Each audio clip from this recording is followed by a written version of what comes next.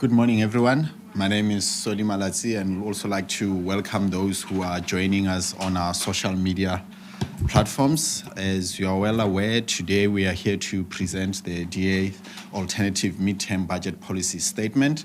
We are joined by our team finance, the Shadow Minister of Finance, Dr. Dion, and his Deputy, Ashor Sarupen. So without wasting any more time, I'd like to hand over to Dion.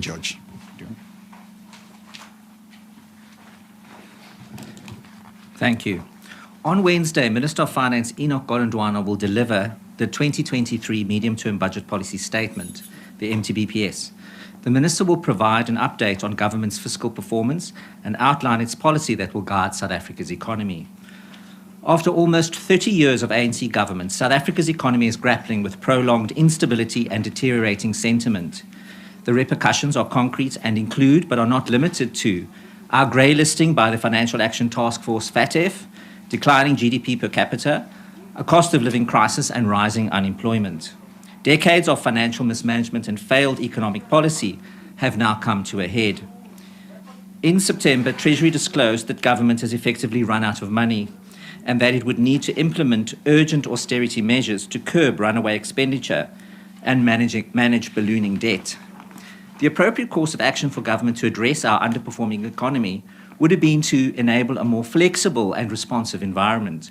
Regrettably, the governing party has positioned itself in the wrong place in our economy and is getting in the way of any recovery. In 2023, South Africans have become poorer and face the worst cost of living crisis this country has ever seen.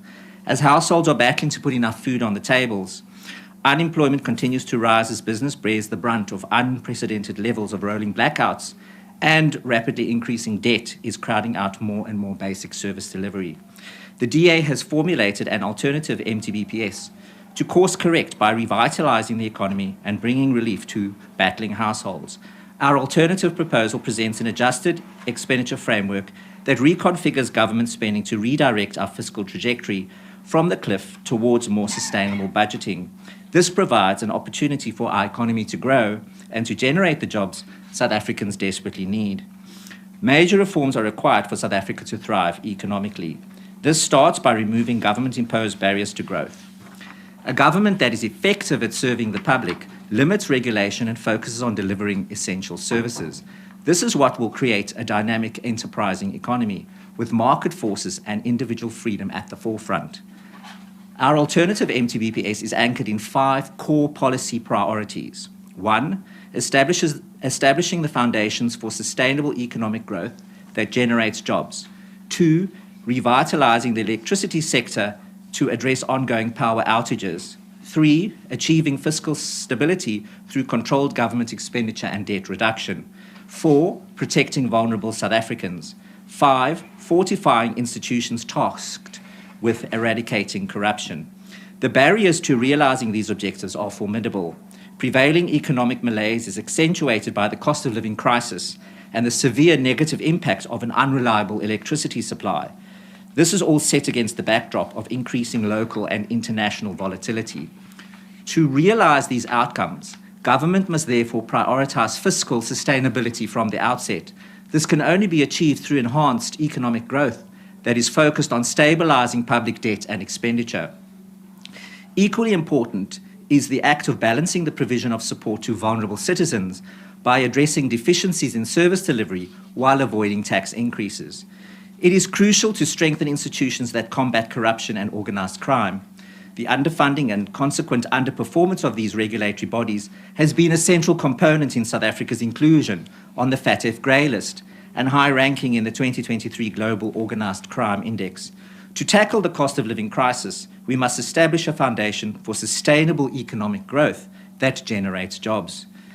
The global economy remains in a state of inertia amidst the residual drag of the overlapping negative shocks from the pandemic, Russia's war on Ukraine, and the sharp tightening of monetary policy.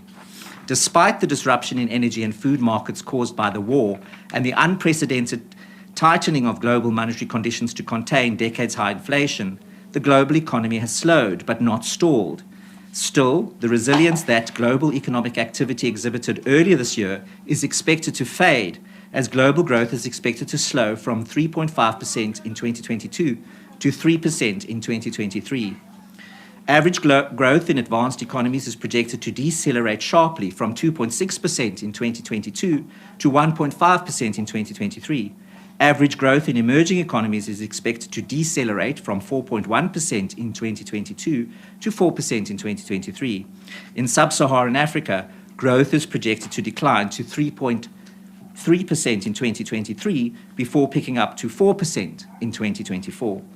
South Africa's economic contraction of -6.4% in 2020 positioned it among the most adversely affected by the pandemic within the developing world. An underwhelming recovery of 4.9% was followed by a suboptimal average growth rate of 1.9% for 2022-2023. In the medium term, output was forecast by the February budget to expand by 1.4%. This expectation, even though uninspiring, now appears over-optimistic and unachievable. In fact, even though we skirted a technical economic recession during the first half of 2023, our economic activity continues to lag behind emerging market counterparts. This is not unexpected, as Treasury has a history of overestimating growth outcomes. Contrary to their projections, the South African Reserve Bank, the SARB, revised projected 2023 GDP growth expectations downward to only 0.7% and listed extensive power cuts as a major growth inhibitor, given the scale of the rolling blackouts.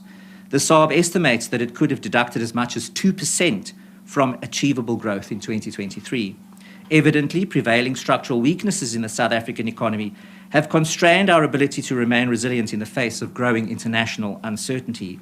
Our fiscal environment remains characterized by an unsustainable level of debt, persistent deficit spending, anemic economic growth, stubbornly high levels of unemployment, decelerating foreign and domestic capital formation, declining GDP per capita, escalating living costs, looming food insecurity, and continued political volatility.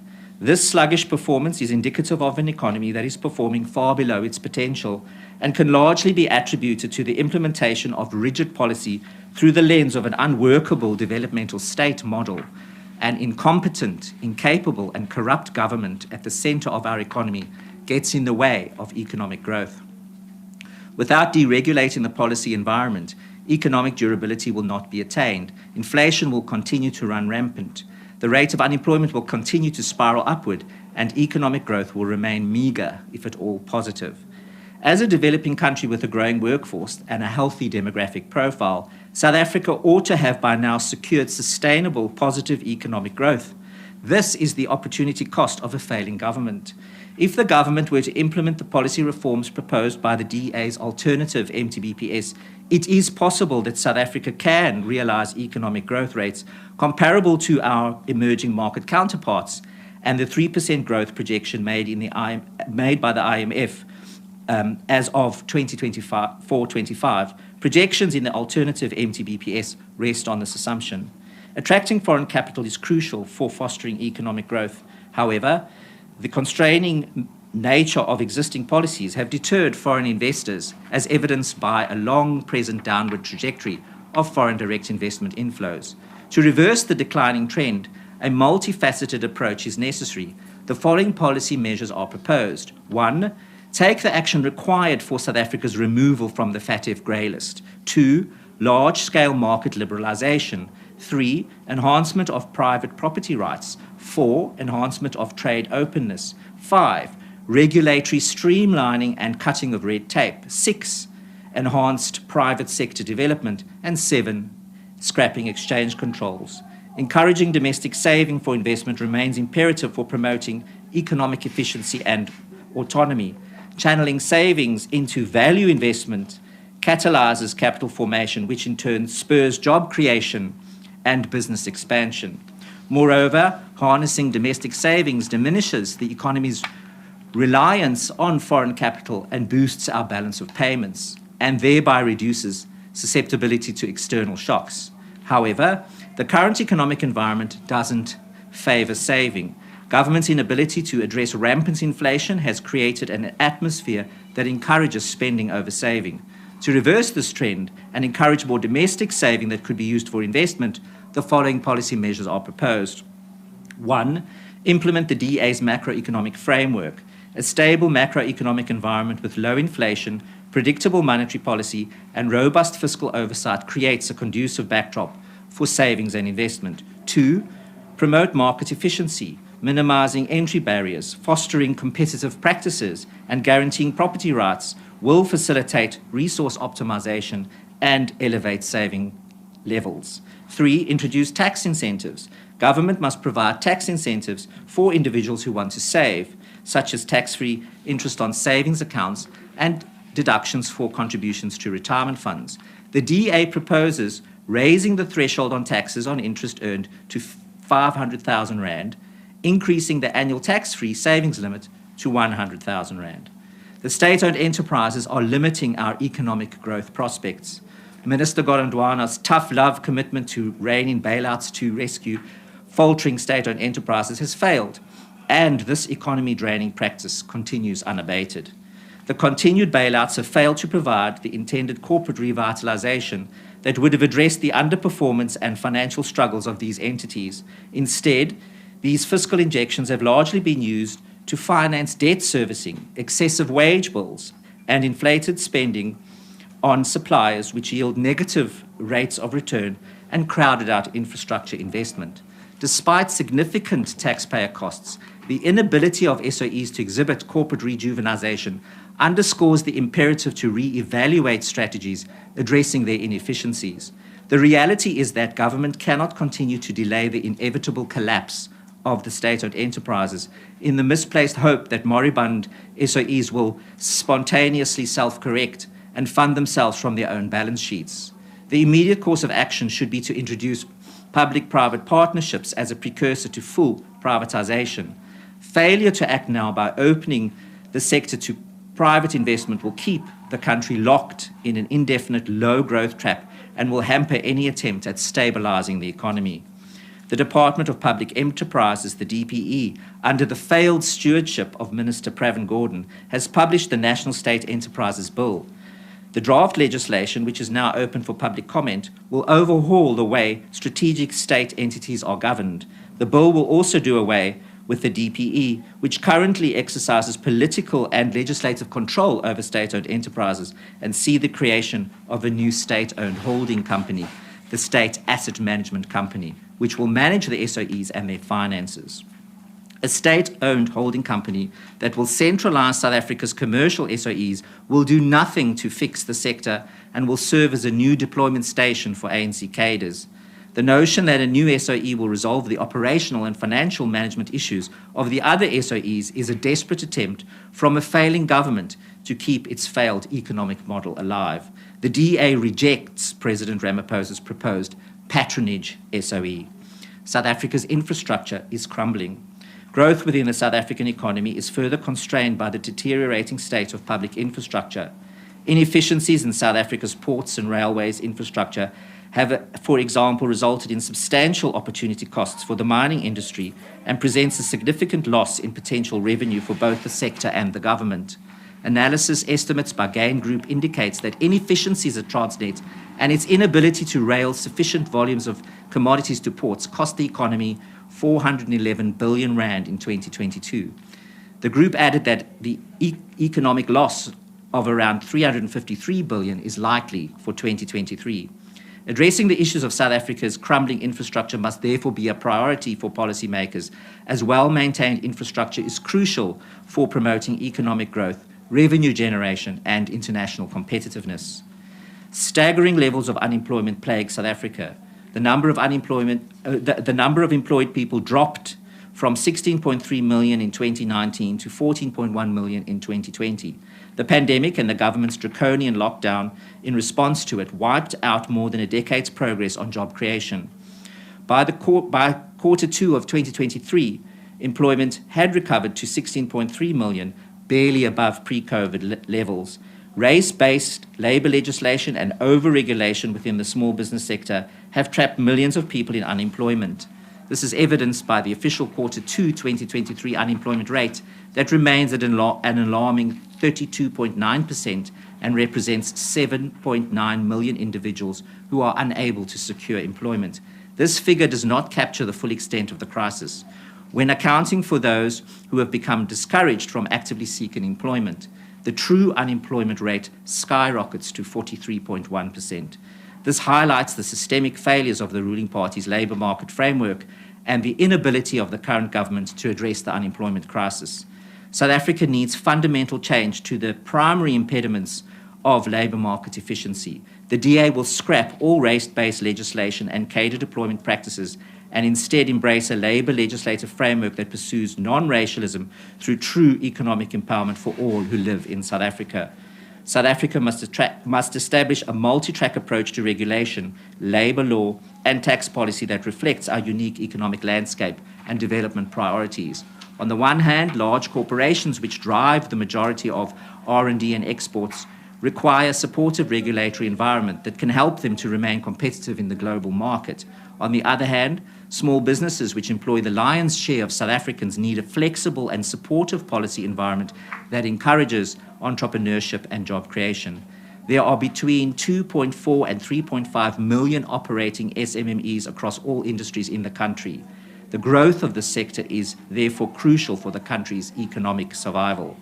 If the government fails to alleviate poverty and inequality, the best steps to take are therefore in the direction of creating conditions that are favourable to plentiful employment in the sector. Adopting a more supportive regulatory environment for small businesses will drive entrepreneurship, increase the number of startups, and create job opportunities.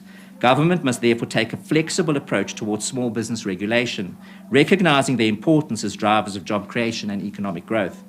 This should include the relaxation of labour regulations such as minimum wage and working hour requirements, allowing small business to focus on their core operations without being encumbered by excessive regulations and taxes. Regulations should only be imposed where necessary for public health, safety and welfare, and should be designed such that their impact on small businesses are minimised. These factors require a surrounding economic environment that is characterised by low-cost compliance with regulations, low cost of transactions, reasonable transport costs, reasonable availability of capital for small enterprises, local and national governments that actively seek to smooth the path of new enterprises and existing enterprises seeking to expand, and a transparent marketplace that isn't dominated by politically dominant cartels and subservient to cartels' government agencies. We propose the following immediate interventions. End Section 12E of the present Income Tax Act to allow small firms to deduct the cost of all capital equipment from their taxable incomes in the year in which cost is paid, not just the cost of plant or machinery used in manufacturing. Raise the annual gross income ceiling for this capital equipment deduction from 20 million to 40 million. Raise the annual turnover ceiling which qualifies a micro business for registration from 1 million rand to 2 million rand. Increase from 3.5 million to 7.5 million the amount deductible from the net value of an estate in determining the dutiable amount for estate duty purposes, and increase from 500,000 to 1.2 million the minimum total remuneration paid by an employer to his employees before skills development levy contributions become compulsory. I will now hand over to my colleague Ashor Sarupen. Thank you, Dion. Throughout 2023, South Africa has seen an unprecedented level of blackouts. As of the first week of September, Eskom has shed more gigawatts of electricity in 2023 than in the previous 8 years combined. The instability of our energy supply, in tandem with the volatile political climate, has had a severely detrimental impact on the advancement of South Africa's economy. By maintaining its monopoly over the energy sector, the government has subjected every South African, with the notable exception of cabinet ministers, to an exploitative energy regime which enforces controlled blackouts at will and crushes economic growth. The crisis also undermines the confidence of investors, as the possibility of realizing a positive return on investment is impeded by the recurrent power outages. Since the start of rolling blackouts in 2007, when I was a teenager, the national government has failed to procure an adequate amount of electricity supply to fuel the economy and satisfy consumer demand. With outdated infrastructure, insurmountable debt, and significant cost overruns, the entity is on the brink of collapse.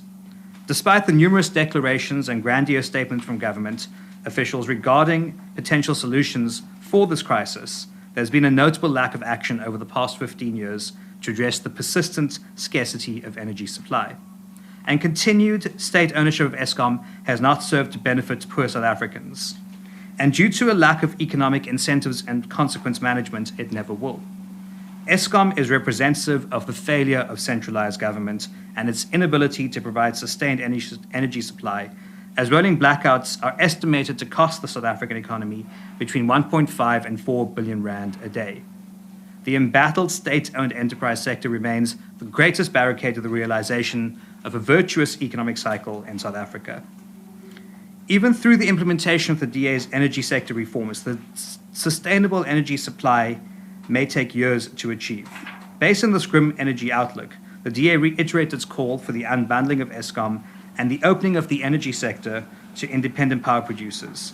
In the interim, Eskom must prioritize the streamlining of its procurement processes while letting in the private sector to provide capacity to power a growing South Africa. By opening up the energy sector, innovation and voluntary action will keep the lights on and the wheels of the economy moving towards the growth rate needed to address the fact that we have declining economic participation. On the Eskom debt takeover, the Eskom Debt Relief Bill commits government to support Eskom in dealing with its debt obligations and the various associated financial costs. Specifically, the bill stipulates that 78 billion rand will be allocated to Eskom in the 2023-24 financial year, followed by a further 66 billion in 2024/2025 and 40 billion rands in 2025/26. As of August 2023, 16 billion has already been appropriated to Eskom. Another tranche was expected to be transferred by the end of October. Given the already strained fiscus, transferring any more of Eskom's debt to the national balance sheet is no longer viable. The government's justification that transferring Eskom debt onto the national sovereign debt profile will free up space for the entity to acquire more debts and to be serviced at a cheaper rate of interest lacks credibility. The debt takeover fails to address the root causes of Eskom's financial distress and introduces a moral hazard that will undermine efforts to improve efficiency and management at the entity. Furthermore, the government's argument that the debt takeover will lead to a reduction in electricity prices is highly questionable and lacks any empirical support. The DA will not support the offloading of Eskom debts onto the country's sovereign balance sheet, and without a comprehensive plan to unbundle the entity and change its funding model. The DA will also not support the offloading of any other SOE debt onto the sovereign balance sheet. On the unbundling of Eskom, the orderly restructuring of Eskom is critical for achieving a well-diversified and competitive energy sector. The process must involve the formation of several independent generating companies, as well as the decentralization of the electricity distribution segment. Furthermore, the establishment of a competitive retail energy sector comprising of a diverse range of private sector entities with experience in wholesale procurement, innovative repackaging, marketing, and resale is also necessary to meet the diverse needs of the domestic and commercial customers and our various market segments. The remaining transmission entity of Eskom should become the future Eskom, this being a national, state-owned, independent transmission system and market energy operator responsible for power planning, procurement, contracting, grid system, and electricity market operation. The DA's comprehensive energy proposals are set out in our energy policy. On freeing consumers from Eskom, Eskom's implementation of effectively a semi-permanent schedule of rolling blackouts, coupled with the potential for further deterioration, has prompted many South Africans to explore the possibility of transitioning to off-grid systems through the installation of rooftop solar. Incentivizing the adoption of rooftop solar technology by households and businesses mitigates the impact of ongoing load shedding. While it may not resolve significant capacity shortages, it can provide much relief at the domestic level. As per Intervention 4 outlined in the President's Energy Response Plan, announced in July 2022, the National Treasury has been directed to evaluate the expansion of tax incentives for residential and commercial rooftop solar installations to accelerate deployment and lower costs. To this end, the Finance Minister in February announced a tax rebate for individuals for the installation of rooftop solar panels to the value of 25%, and the cost of any new and unused solar panels up to a maximum of 15,000 Rand from 1 March 2023 to 1 March 2024.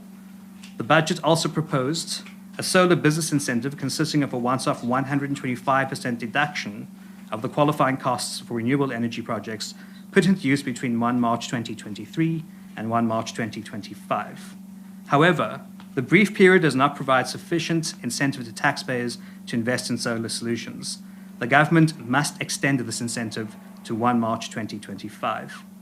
Additionally, the incentive to achieve the desired response, it would need to be increased considerably and applied to an entire solar system, including batteries, inverters, frames, and installation costs, and not just the panels themselves. The DA has proposed an emergency solar rebate program to incentivize the installation of solar systems at residential properties. This ESR program, with a duration of 3 years, aims to address the current energy crisis and would operate as follows. Tax rebates in the form of a 100% deduction for the cost of installed solar equipment, along with other items that incentivize independence from Eskom, capped at 100,000 rand. Participants would finance the upfront cost of installation and claim the deduction against taxable income during the submission of their annual returns. The estimated cost of the ESR initiative amounts to 4 billion rand over 3 years and is projected to reduce grid consumption by 6 gigawatts, assuming moderate participation rates. Now, on stabilizing the fiscal environment and reducing public debt, the causal relationship between economic growth and tax revenue is well established. An economic contraction will always be accompanied by a decrease in revenue intake. Meanwhile, an economic growth upturn will always lead to an increase in tax revenue. This relationship, in the South African context, is complicated by the fact that during downturns, the burden of the social wage intensifies. Inevitably, a deficit will follow if government spending is not contained. Additionally, government has opted to implement a redistributive policy framework, which has necessitated a significant increase in expenditure. To secure funds necessary to finance this expenditure, the government has resorted to the accumulation of debt. However, it is imperative to note that the ability to repay a loan, including both principal and interest, is contingent upon a borrower's capacity to generate wealth. Unfortunately, the economic agenda of the ANC has demonstrated an inability to serve as a wealth generator. Instead, under the ANC's leadership, the state operates as a consumptive entity, continuously extracting resources from the true wealth generators of society, namely workers and private sector businesses, thereby undermining the wealth generating capacity of the economy. To address this, the DA's 2023 alternative MTBPS is therefore anchored in a framework of fiscal prudence that prioritizes the attainment of a primary budget surplus announced in February. Our focus concurrently lays in the foundation for economic expansion and job creation. The DA's economic policy suite, when implemented, will accelerate the stabilization of national debt and achieve fiscal consolidation. But this can only be accomplished through catalyzing and cultivating robust economic growth that surpasses the projections under the current administration. On government debt, the debt burden has surged from just 27% of GDP in 2008 to 72.2% in 2023/2024. That's 5.06 trillion rand as per the budget's estimations. In February, Finance Minister Godongwana extended government's debt stabilization target to 73.6% of GDP by fiscal year 2025/6. The adjustment was prompted by the Eskom debt relief package, which amounts to 254 billion rand, as I've discussed, which mandated a recalibration of the trajectory of public debt. Due to the anticipated budget deficits, the government is expected to increase its borrowing. Consequently, both borrowing requirements and debt service costs are likely to exceed the estimates laid out in February. And debt service costs have been the fastest growing line item on the budget, while consuming an increased share of GDP and revenue for the past 2 decades. As a result, debt service costs have risen from 307 billion to 340 billion in the span of a year. Due to anticipated budget deficits, government is expected to increase borrowing. Consequently, both borrowing requirements and debt service costs are likely to exceed the estimates laid out in February. Our analysis indicates that, if implemented, governance under the DA can lead to a reversal in the upward trajectory of government debt and a reduction of the debt to GDP ratio as early as the 2024-25 fiscal year. On the public sector wage bill, the escalating debt and deficit spending have not been channeled into infrastructure development or capital formation. Rather, they fund consumptive expenditure. Government salaries, specifically for those millionaire managers, have inflated to unsustainable and unjustifiable levels, particularly given the absence of a corresponding increase in productivity. This has been most pronounced in sectors of social work, transport, and central government administration. South Africa's wage bill is not only higher than most OECD member states in relative terms, but also significantly surpasses the OECD average. Despite this, the South African economy has not been growing at the rate necessary to sustain this burden. This is a clear indication of the government's inability to create real value-adding and lasting employment opportunities outside of central government administration.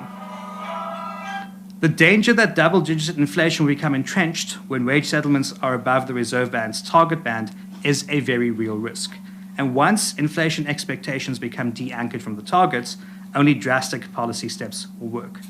The DA therefore rejects this notion and rejects increasing public sector wages for workers not compensated by the Occupation-Specific Dispensation Fund.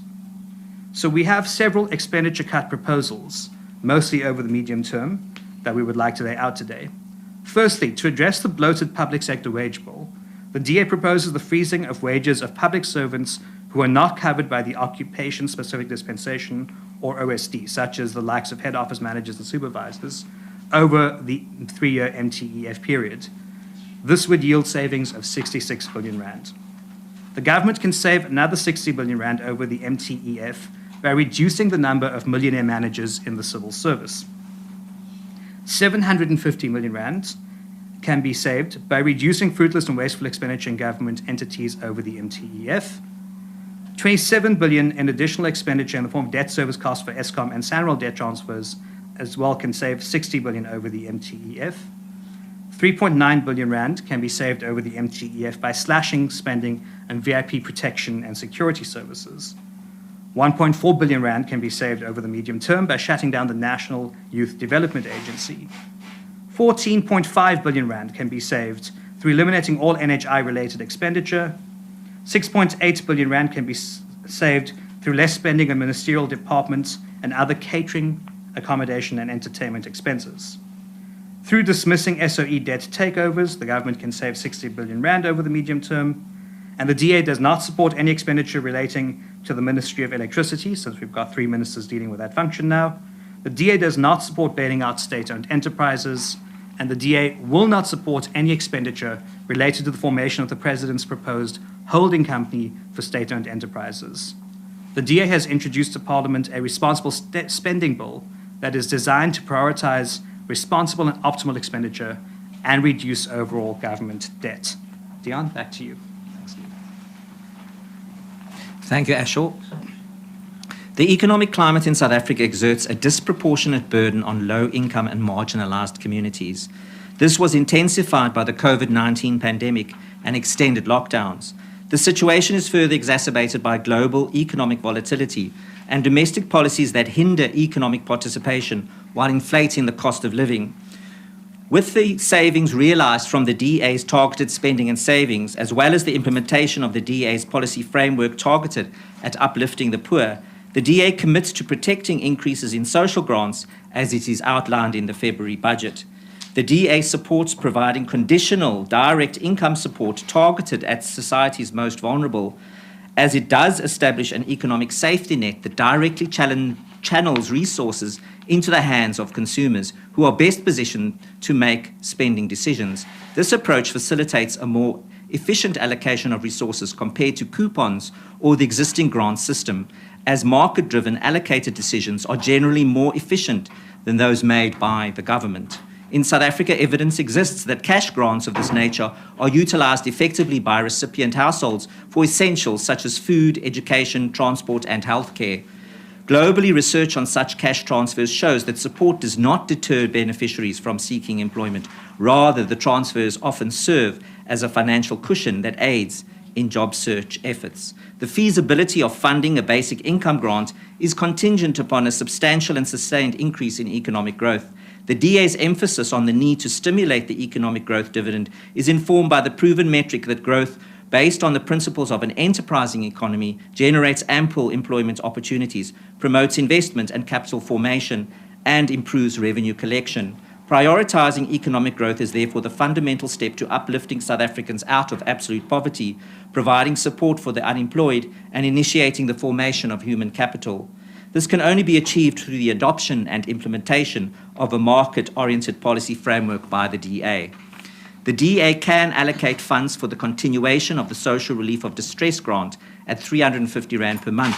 Additionally, the DA will undertake in-depth research into multiple options for introducing a basic income grant targeted at adults. The grant would be made available on the understanding that it would only be provided when revenue generated from GDP growth is available, as would be the case given the implementation of the DA's policy framework.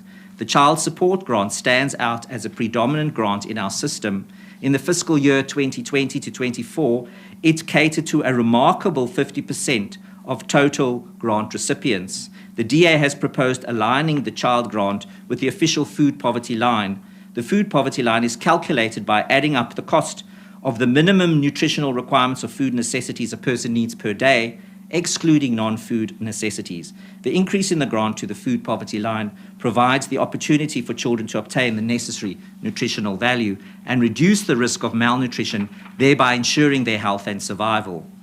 Over the past decade, public higher education institutions have seen a 19.6% rise in student enrollment. This surge in higher education interest has amplified the demand for top-tier, affordable student accommodation, ideally located near educational institutions and encompassed by a supportive student community. Regrettably, conventional accommodation options like house sharing and private rentals fall short of these criteria. Centralized operations of the National Student Financial Aid Scheme, NSFAS, and technological disparities between the scheme and various institutions further strain the system. This leads to payment delays and affects students' ability to register or secure accommodation promptly. To ensure the long-term sustainability of the funding system, the funding model needs to fundamentally change. The DA has proposed an overhauled model that infuses more funds into the system. This would empower NSFAS to match accommodation allowances with market rates. The DA alternative funding model will be a tiered system for loans and grants, with a primary focus on providing substantial financial support to students hailing from low-income households. The DA's proposed tiered system of loans and grants primarily targets students from economically disadvantaged backgrounds. This tailored loan approach is pegged to income tiers subjected to periodic reviews. It introduces an array of government loans with lenient repayment terms and transition loans to bursaries based on academic merit to boost institutional performance. This framework ensures funding solutions for the missing middle, facilitating partial self-financing without sidelining less affluent students. Pension fund reform can provide support to vulnerable South Africans. During the pandemic, the DA proposed a private members' bill that will enable pension fund members to access a portion of their pension fund asset. This would address the situation where members resigned in desperation from their jobs in order to withdraw their pension funds. After significant delays, legislation is now in progress to enable members to access a portion of their funds while remaining employed. This will relieve severe hardship for members without them having to make the situation even worse by resigning from their jobs. Increasing tax will not resolve the fiscal crisis. The South African economy is beset by one of the most onerous tax regimes in the world. Governmental impositions on various income streams, consumption and property ownership, aggravated by public resource mismanagement through waste, corruption and embezzlement, have eroded public trust significantly.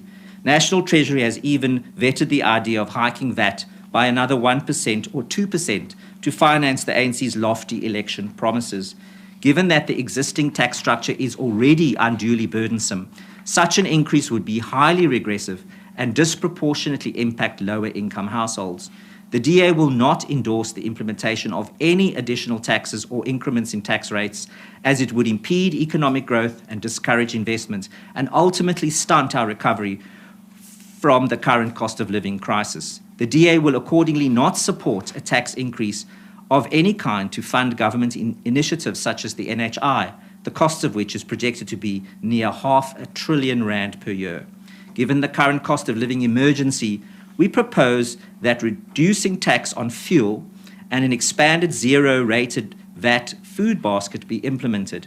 The expanded list must include bone-in chicken, beef, tinned beans, wheat flour, margarine, peanut butter, baby food, tea, coffee, and soup powder. By managing the public finances more efficiently, this tax relief for hard-pressed consumers can be implemented immediately. We need to combat corruption that is destroying our economic growth prospects. The 2023 Global Organized Crime Index shows that South Africa now ranks 7th in the world out of 193 countries and 3rd in Africa for mafia-style criminal networks and organized crime syndicates. This systemic degradation and hollowing out of South Africa's law enforcement agencies has transformed the country into a haven for organized crime syndicates who are threatening to overrun every sector of the economy. Earlier this year, the DA was able to establish that organized crime syndicates, who include the Eskom mafia, illegal mining networks, wildlife syndicates, public infrastructure stripping networks, and the construction mafia, amongst others, are bleeding the national economy of 155 billion rand every year. Government must properly fund institutions that combat corruption and organized crime. Government's proclaimed commitment to bolster institutions responsible for combating crimes such as the National Prosecuting Authority, the Special Investigating Unit, and the Financial Intelligence Center has yet to be fully realized in terms of resource allocation. Despite the unresolved state capture crisis and the critical role these institutions play in addressing corruption and other specialized and organized crimes, the 2023 February budget, much like previous budgets, have not provided significant relief to those perennially underfunded agencies. According to the NPI, the limited additional funding allocated to it will not be sufficient to effectively bring all those involved in state capture to justice. The NPI budget for 23-24 financial year is only 4.8 billion rand and a mere 5 billion for the following year. Even with an additional 1.1 billion allocated over the next 3 years, the NPA will still be operating at a significant disadvantage. The DA will be able to allocate an additional 1.8 billion to the NPA. 2 days after the minister's budget speech on the 24th of February 2023, South Africa's grey listing was announced. It underscores our eroding credibility as an emerging market that is plagued by regulatory lapses and corruption. Our grey listing has further signaled to the global economy that South Africa lacks the capacity and determination to effectively address systemic organized crime and high-level corruption, and serves as a warning to international market participants of the potential risks associated with engaging in transaction with South African companies and individuals. Processing cross-border financial transactions has become significantly more difficult since the grey listing. Grey-listed countries are provided with a set of requirements they would need to fulfill to be removed from the list. Those that fail to comply either remain grey-listed or get blacklisted with punitive consequences. Taking steps to remove South Africa from the list and ensuring we meet the requirement deadline in early 2025 does not appear to be on the top of the government's priority list, but remains at the top of the DA's agenda post the 2024 election. In conclusion, our economy is in serious trouble, a direct result of government's failed economic policies. Economic growth has been stunted by a burdensome regulatory environment, a deficient skills base, and low market participation rates. A shrinking tax base, overburdened public and private infrastructure, diminished fixed investment, and alarmingly high levels of crime. Given the state of affairs, it is imperative that immediate and decisive action is taken. The failing ANC government is unwilling and unable to act. It is incompetent, incapable, and positioned in the wrong place in our economy. The ANC's inclination to expand its regulatory reach is fundamentally incompatible with cultivating a business-friendly environment that can attract vital capital, fuel economic growth, ease the debt burden, and create the job opportunities necessary for lifting millions of South Africans out of poverty and despair. The ANC government has not responded to the cost of living crisis because it doesn't care about South African households battling to put food on their tables. South Africa deserves a government that can unlock its limitless potential. That government is the Democratic Alliance. Thank you. Thanks very much, Dion and Ashor. Now we'll take questions. So I'll start with the media in-house, and then we'll go to those that have been sending questions online. So any first takers here? Lindsay. And then let's just, because it's few of us here, each will have a round so that there isn't a lot of movement on the podium, and then they do the responses. If there are any follow-ups, we'll then take them up. So you'll go first, Jason second, and Lindsay, are you still thinking about one? Okay, cool. No worries. You go first. Yeah. Okay. Well, Ashor mentioned certain savings that can be immediately achieved in the MTBPS. What do you think about an austerity budget which cuts departmental and provincial and local government spending? And also there's been a proposal about the gold and foreign exchange reserve being tapped. What is the DA's view on that? Thank you. Cool. Jason? Just a question for Dion George. Spending on social interventions, should there not be some sort of cut in that, specifically to the SRD grant, which has been continued unabated, if I can term it that way? And then the age-old question of reducing cabinet. We one of the largest cabinets in the world at, I think, 36 ministers, with even more deputy ministers. And then just on the issue, I didn't say anything on SARS or the revenue collection. Should that not be improved, or more efficient steps being taken in that respect? Thank you. Good questions. Lindsay? Thanks. You've already mentioned that you don't support taking any more debt, for government to take on any more debt. But what's your proposal then for Transnet, if we are to expect that possibly the minister might announce measures, as he has done for Eskom, to do the same for Transnet? What then should be done if not to take on more debt? Thanks. Cool. And I just have two more questions online. One is linked to the one on Transnet, is with fuel prices expected to be decreased next week, is the DA still supportive of scrapping the fuel levies or increased? So that might be one. The decrease, cool. And then the other one is the IMF's regional economic outlook for sub-Saharan Africa shows that 40% of the region's consumption basket is on food-focused products. So despite a reported slowdown in the region's food inflation, South African food inflation still averages around 10%. So how is the DA confident that the zero-weighted food basket will be able to alleviate the increasing pressure on consumers? So I'll just have, Ashor or Dion, whoever wants to start, so that we'll do all the questions at once and take any follow-ups if there are any. Cool. Okay. Thank you. I'll kick off, and then Ashor can also add on as well. On the cuts to the provincial and local governments, I will let Ashor talk to that. We have our very specific views on that. On the gold and the reserves in the Reserve Bank, well, we need to have a look more closely at what the proposal might be.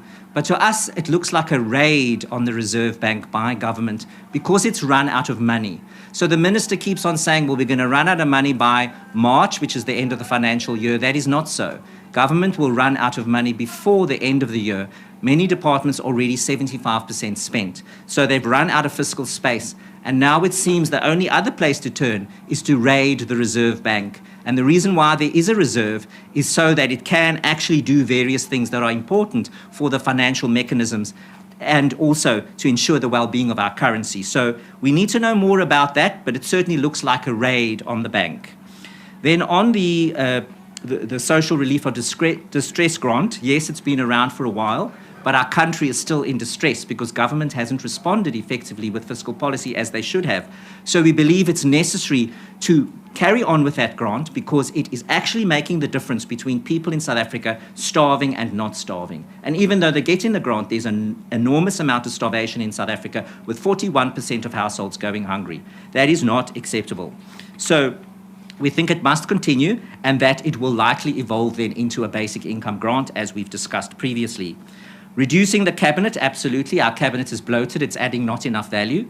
And we are probably the biggest or amongst the biggest cabinets in the entire world. And there's no reason for that. So we have a proposal, the DA's firm proposal, that we would slash the size of the cabinet very significantly when we govern. Then on the SARS revenue collection, yes, SARS will under-collect on revenue because our economy hasn't grown as projected by the budget in February. So in February, the projection was that for this year, we'd grow at about 0.9%. we've grown at about 0.6%, which means that the revenue number on the budget is overstated, and we will not get there, which means that government doesn't actually have the money that it's budgeted to spend on programs. That is why it wants to cut back, but it wants to cut back in the wrong places. So that SARS problem is a result of the economy not growing. And what the minister needs to do is focus on growing the economy, not on increasing taxes and having to cut in the wrong places. On the fuel levies, yes, we do believe that these levies and taxes are too high in any event. So even if we see a temporary reduction 1 week or another week in the price, the fuel taxes and levies are too high structurally, and they must be reduced, and we've made a proposal on that. And then on food inflation, yes, food is running at a much higher level than every other item in the Stats SA measurement. And if we do cut VAT on an expanded basket of food, it's no guarantee that it would resolve the problem. But what it will most certainly do is make it less expensive for battling South African households to put food on the table. And we need to start somewhere. So there are no silver bullets, but certainly the biggest problem we have is that government is not responding. And then when it makes its feeble responses, it does the wrong choice. It makes the wrong choices. And that's because there is no political space to maneuver. And that is the problem. So government needs to make the right choices, needs to take the steps to grow the economy, it needs to rein back on wasteful spending, and it needs to provide support to vulnerable South Africans, because it is very clear that government does not respond. It sits on its hands while people are starving because it doesn't care. It simply doesn't care about battling South Africans, and that is the big problem we have here. Thank you.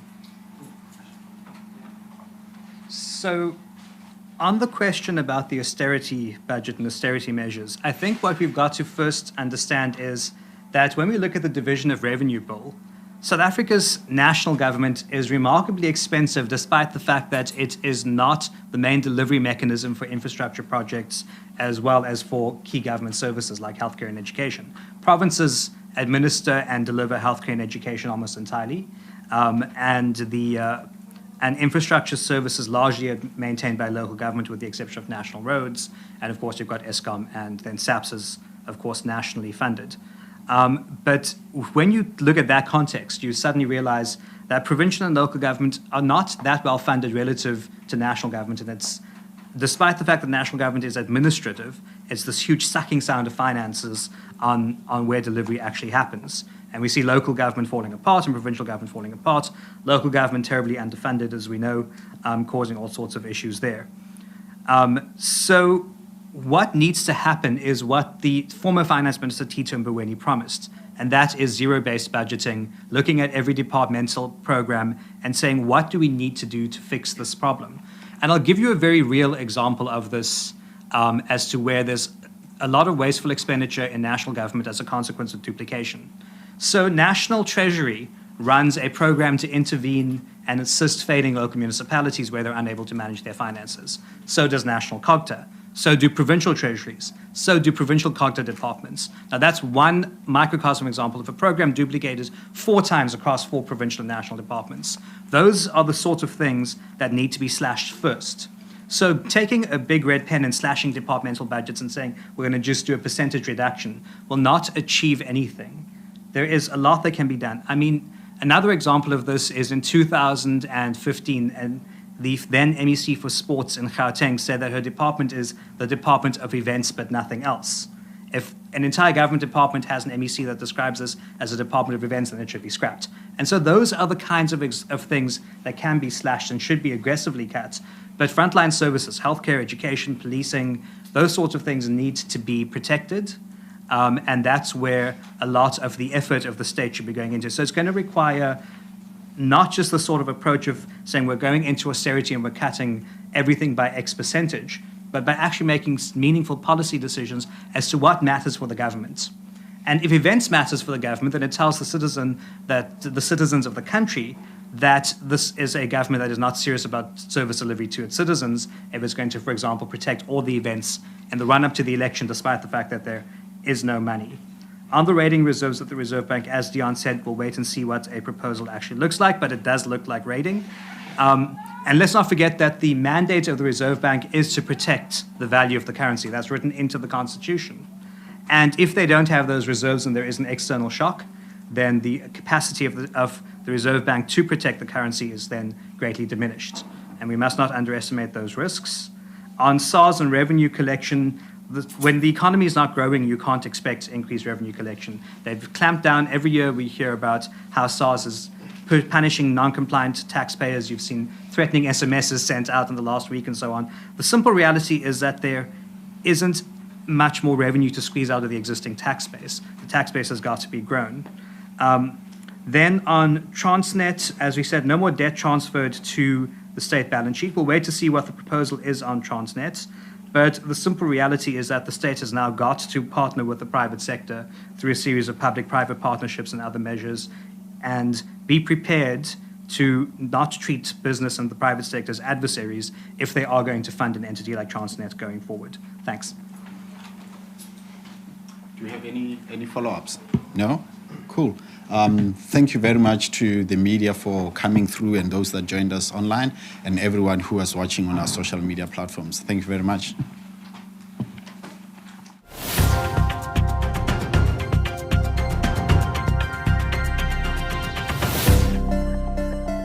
Get help registering to vote online. Visit check.da.org.za. All you need is your ID.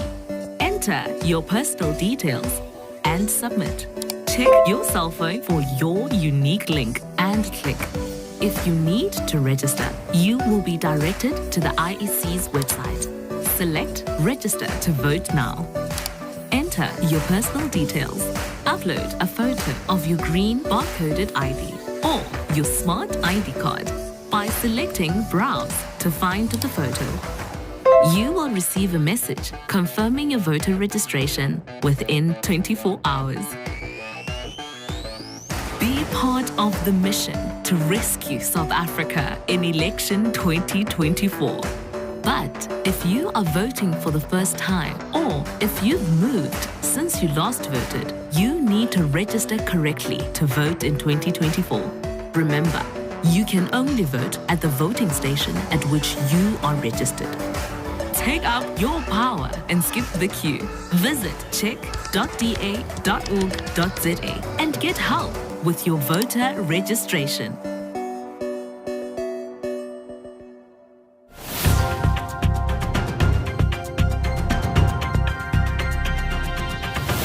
Thanks for watching. All across our beautiful country, people are joining forces to elect the new government that can rescue South Africa, help our rescue mission, and register to vote. Get help registering online now at check.da.org.za. Let's rescue South Africa.